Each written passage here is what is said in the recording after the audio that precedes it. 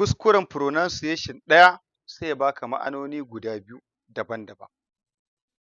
An san pronunciation tana nufin furtawa, wato yadda ake furta kalma da Turanci. Ina so in tambayi a beach holiday, amma saboda pronunciation ɗina mutane sai suka ɗauka ina magana akan wani abu ne kwata-kwata daban. To a lokacin ne na fahimci mahimmancin wato sautin wasali.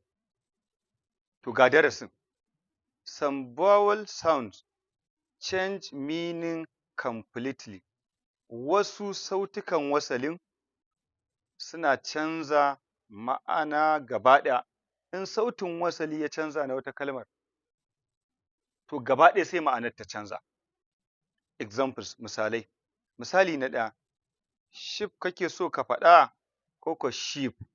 Sheep ko sheep? Sheep ko sheep? Wannan E ce sautin sautin wasalin E ce gajeren sauti, nan kuma sautin wasalin nan short E ce, nan long E ce. To wacce kake nufi in ka faɗa a cikin maganarka? Misali, sheep ko sheep? Leaf ko leaf?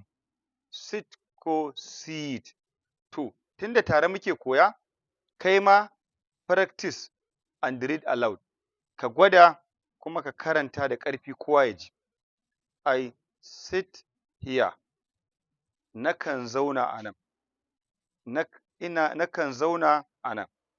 I need a seat. Ina buƙatar wurin zama ko kuma kujera. I need a seat. Ina buƙatar wurin zama. The sheep is white. The sheep is white. Tinkiyar fara ce. To abin da nake so da kai, kai ma ka samo misalai irin waɗannan guda uku ka yi aiki domin ka turo min in duba ma. Amma a ƙarshe abin da nake buƙata ka sani, English ba wahala.